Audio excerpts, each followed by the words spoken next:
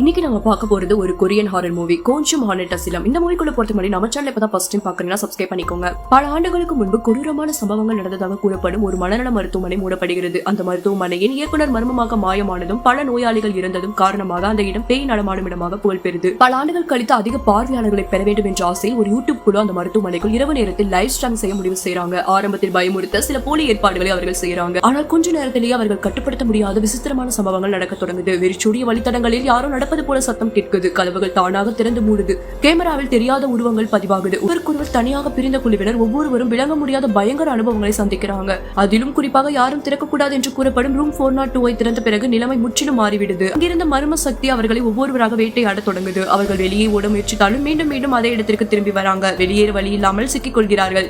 Live stream திடீரென நிற்குது. அந்த குழுவில் இருந்த யாரும் திரும்பி வரவில்லை. அவர்கள் உண்மையில் என்ன ஆனார்கள் என்பது மர்மமாகவே இருந்துவிடுது. இதுவே இந்த படத்தின் மிகப்பெரிய பயமுறுத்தும் அம்சமா சொல்லப்படுது.